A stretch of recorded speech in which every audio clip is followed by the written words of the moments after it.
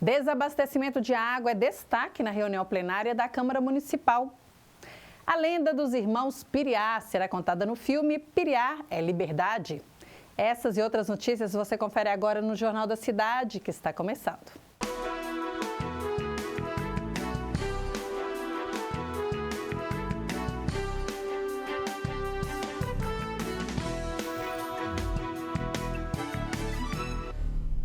Olá, seja muito bem-vindo. Este é o Jornal da Cidade, que faz um resumo das principais notícias que envolvem o Poder Legislativo e o município. Você construa conosco este noticiário, envie sua sugestão de pauta, interaja conosco por meio das nossas redes sociais.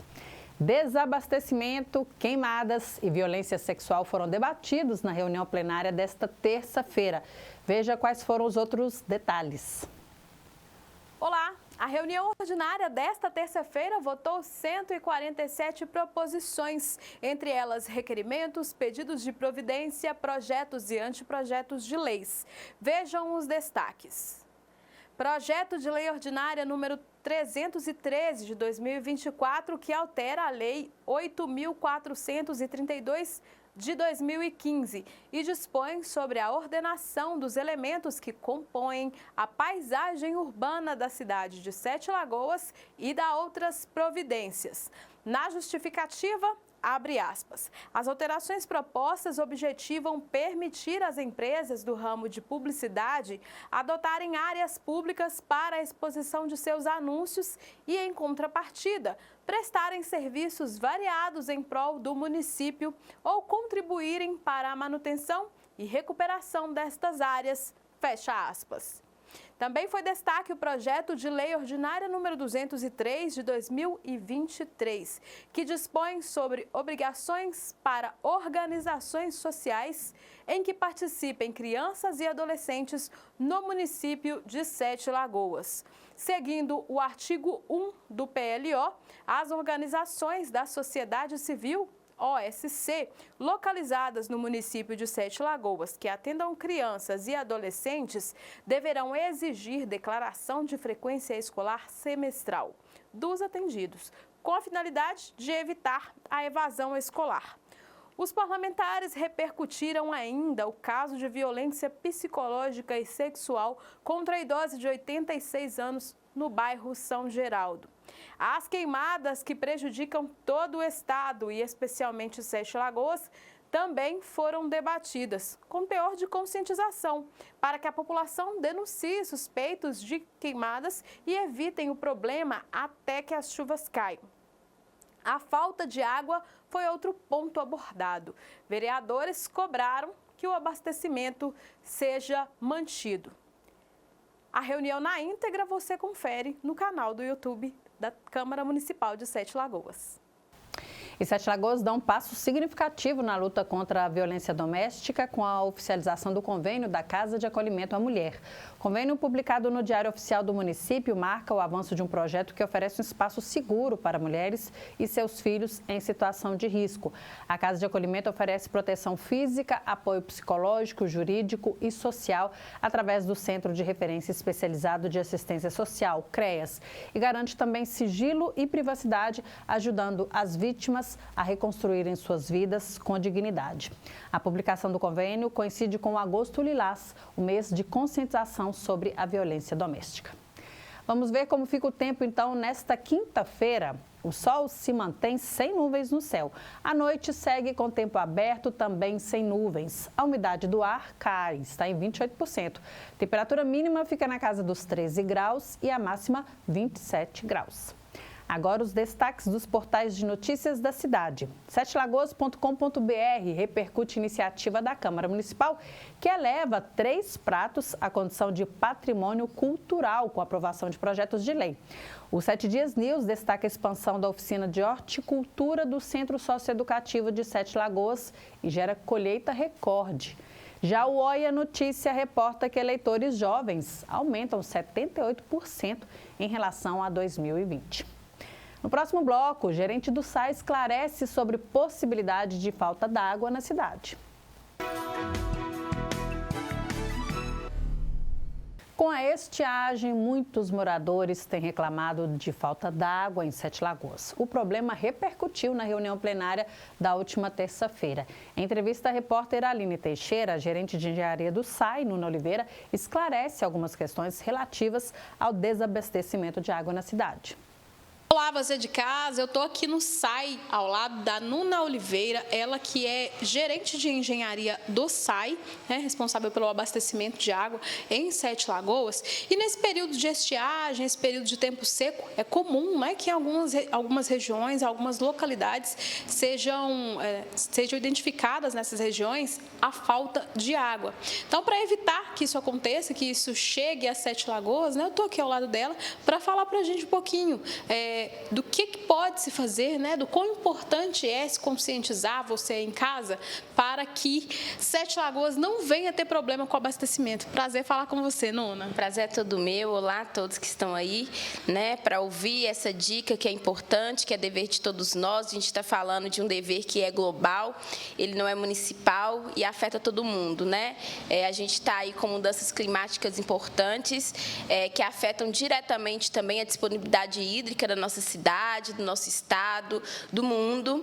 E é então importante a gente ficar alerta, daquilo que a gente pode fazer como indivíduo para poder também ajudar a coletividade.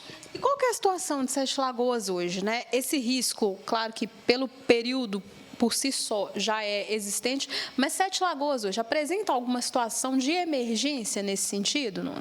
Olha, os principais problemas de emergência que a gente tem aqui, ele está muitas vezes direcionado à falta até de armazenamento das pessoas, Porque muitas vezes a gente precisa sim ficar um período sem abastecer determinada região. Alguns problemas eles são diretamente ligados à própria operação do sistema, uma parada, um vazamento, aí a gente tem que parar uma certa região, ou até uma parada da ETA, que hoje é responsável por mais de 50% do abastecimento da nossa cidade.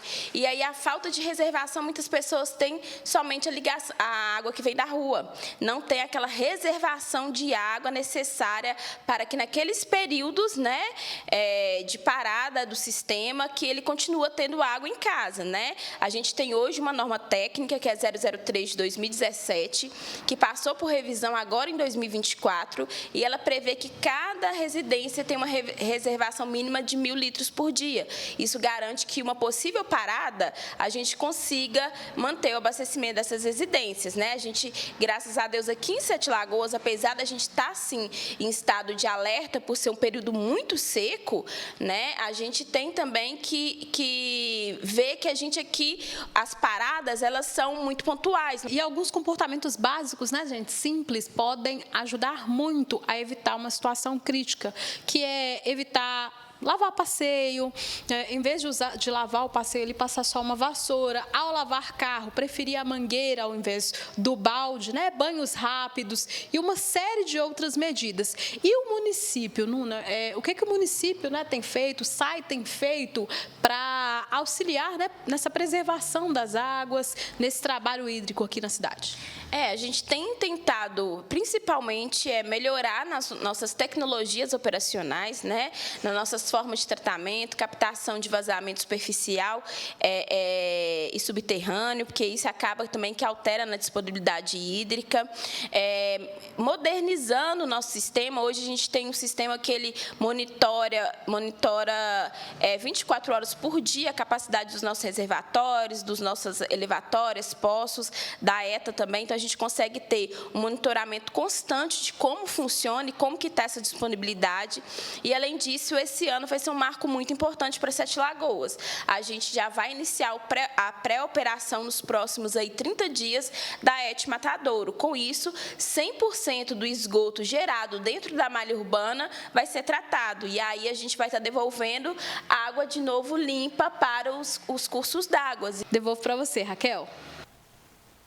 Começa no próximo dia 30 a propaganda eleitoral gratuita em rádio e TV para as eleições 2024. A propaganda será exibida em formato de rodízio, conforme a ordem definida por sorteio no cartório eleitoral de Sete Lagoas. Não terá direito à veiculação a chapa do Novo, que tem como prefeito o Juninho Sinonô e Saulo Calazans como vice, devido à cláusula de barreira que restringe o acesso a partidos que não atendem aos critérios de desempenho estabelecidos pela emenda Constitucional 97. Esses critérios incluem eleger pelo menos 11 deputados federais em 9 estados ou obter no mínimo 2% dos votos válidos em 9 estados, com pelo menos 1% em cada um. Portanto, em Sete Lagoas, o primeiro dia de propaganda eleitoral vai começar com a coligação Unidos pelo Bem de Sete Lagoas, Douglas Melo como prefeito, Dr. Euro como vice. A coligação Sete Lagoas em primeiro lugar, Júnior Souza como prefeito e Carol Canabrava vice, e a Federação Brasil da Esperança, FEBrasil, Jamilton da Embrapa prefeito e Tia Nadir como vice nessa ordem. As eleições para prefeito e vereador ocorrerão no dia 6 de outubro, domingo, das 8 da manhã às 5 da tarde. No próximo bloco, o filme vai contar a história dos irmãos Piriá. Daqui a pouquinho.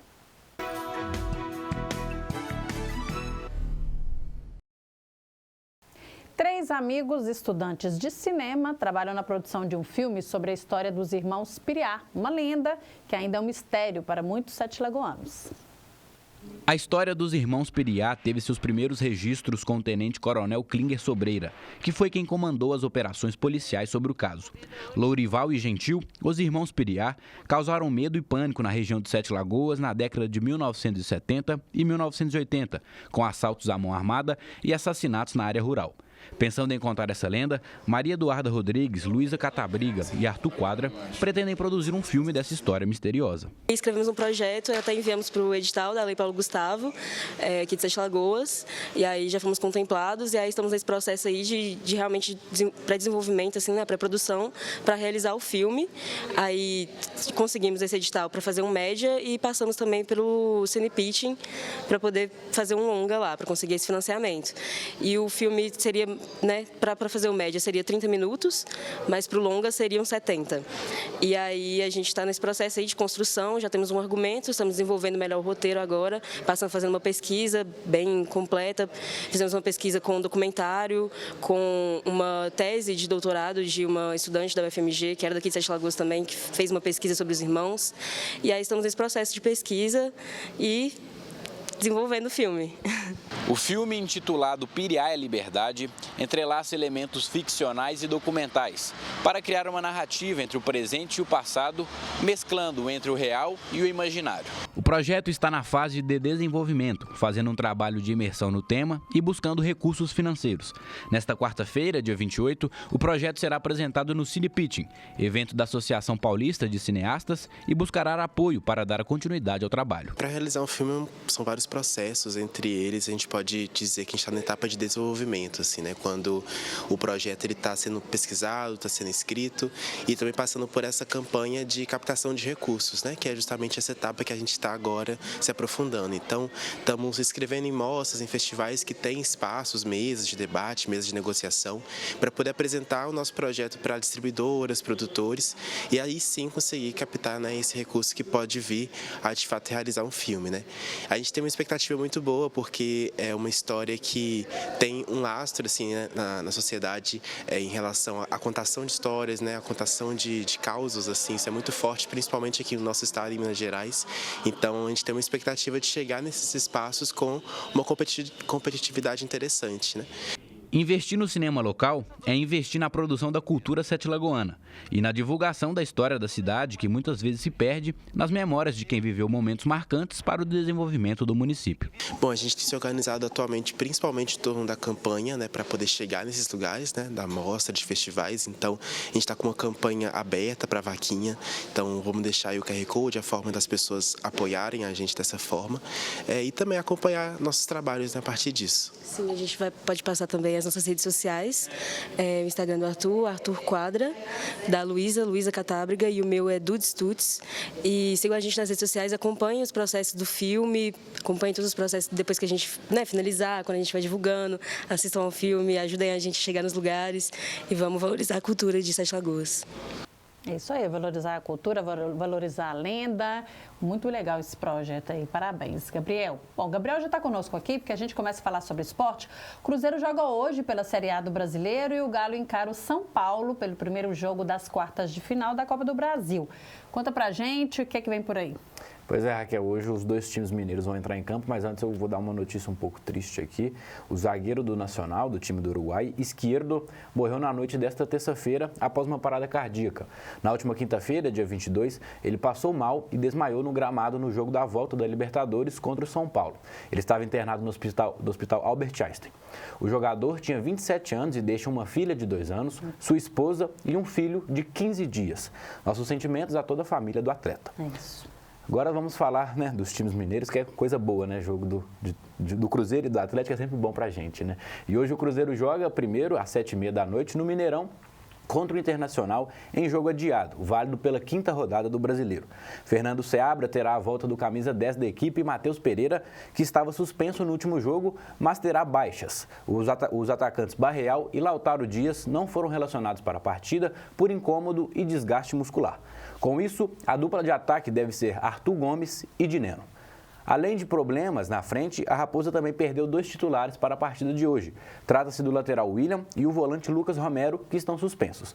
Na lateral, Seabra deve improvisar o zagueiro Zé Ivaldo e o Wallace deve começar como titular no meio-campo. Caso ganhe, a Raposa chega aos 40 pontos e sobe para a 6ª posição do Brasileiro. O Cruzeiro não vence no Brasileirão há 4 jogos, sendo 2 derrotas e 2 empates. O Galo joga mais tarde, hoje no Morumbi, contra o São Paulo, às 9h30 da noite, no jogo de ida das quartas de final da Copa do Brasil. O jogo marca o retorno do atacante Hulk, liberado do departamento médico, mas tem a ausência de outro atacante. Trata-se de Alisson. O jogador teve uma lesão muscular no adutor da coxa esquerda. Zaratio também segue fora, recuperando de uma lesão. Saravia e Alonso, que eram dúvidas para a partida de hoje, devem ser escalados como titulares. E o Cruzeiro Feminino joga hoje também contra o Palmeiras às 3h30 da tarde no estádio Jaime Sintra. O jogo é a volta das quartas de final do Brasileirão. Para as cabulosas, somente a vitória interessa, já que o primeiro jogo o Alviverde venceu por 2-1 no Independência. Bianca Brasil, a principal jogadora da Raposa, não viajou com a delegação e está fora da decisão. Raquel, por hoje é isso. Muito obrigado. Obrigada a você, Gabriel. A gente também fica por aqui. O Jornal da Cidade termina sua edição desta quarta-feira. A gente volta amanhã com outras notícias. Obrigada a você pelo carinho e sua atenção. Até lá. Tchau, tchau.